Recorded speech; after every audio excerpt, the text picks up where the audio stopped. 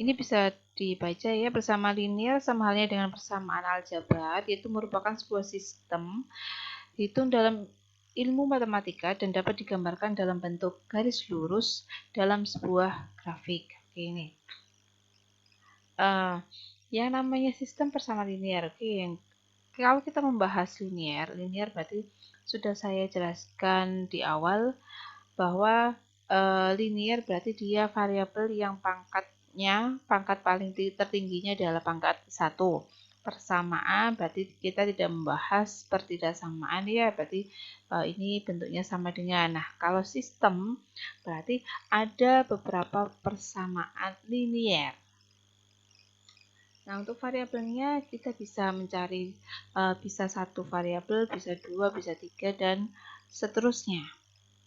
Nah, ini nanti akan ada beberapa macam cara ya, mulai dari untuk mencari jawaban dari 2 variabel, 3 variabel, sampai seterusnya. Itu ada. Oke, jadi tujuan kita pada pertemuan hari ini itu untuk mencari ya, jadi untuk mengetahui nilai variabel yang memenuhi beberapa persamaan atau yang ada di soal. Oke, ini dulu kita bahas dulu kalimat terbuka, persamaan, dan persamaan linear itu apa. Nah, di sini ada yang namanya kalimat terbuka. Itu adalah suatu kalimat yang memiliki atau memuat variabel. Kalau persamaan berarti kalimat terbuka yang menyatakan hubungan sama dengan. Jadi ada sama dengannya berarti itu dinamakan persamaan. Kalau tidak ada sama dengannya ya berarti masih kita namakan kalimat terbuka. Contohnya 2x plus 3 itu namanya kalimat terbuka. Kan dia sudah memenuhi syarat yaitu memuat variabel. Nah, kalau persamaan berarti 2x plus 3 sama dengan 1. Nah, itu berarti persamaan. Nah, yang tadi persamaan tadi yang jika ini ya, yang jika setiap sukunya mengandung konstanta dengan variabelnya berderajat 1, berarti kan variabelnya dengan pangkat maksimalnya adalah berderajat 1, maka dinamakan persamaan linear ya, dan dia dapat digambarkan dalam sebuah grafik dalam sistem koordinat kartesius, yaitu kalau dia hanya satu variabel ya. Satu variabel, dua variabel. Oke. Nah, suatu persamaan akan bernilai benar atau ekuivalen jika ruas kanan dan ruas kiri ditambah atau dikurangi dengan bilangan yang sama. Oke, ini bentuk umum persamaan linear. Ini pernah kalian pelajari sebelumnya. Saya hanya mengulang kembali. Ini ya, Y sama dengan mx plus c, di mana m ini adalah gradien garisnya. Nah, contohnya ini sudah ada ya. Berarti ini dia ada dua variabel. Berarti kita bisa membuat koordinat kartesius seperti ini. Nah, kalau dibuat kita buat apa? Gambar grafiknya seperti ini. Nah, yang kita cari itu adalah yang ini. Ini. Jadi tujuan kita sebenarnya yang ini. Titik ini, titik perpotongannya ini. Jadi di X dan di Y mana sehingga memenuhi kedua persamaan ini. Ya. Oke, ini kalau dalam bentuk gambar. Nah, sekarang bagaimana cara menyelesaikan persamaan linear? Yang pertama, dengan metode substitusi. Mungkin ini berlaku jika variabelnya 2, 3 ya, 3 aja sudah lumayan rumit. Jadi ini saya hanya menjelaskan, mengulang kembali saja. Kalau substitusi berarti ini, misalkan kalau diketahui persamaannya x plus 3y sama dengan 7, dan ini persamaan yang kedua 2x plus 2y sama dengan 6. Nah, ini diubah salah satu persamaannya ini diubah jadi di sini x plus 3y sama dengan 7 diubah jadi x sama dengan negatif 3y plus 7. Kemudian inilah yang disubstitusikan ke dalam persamaannya.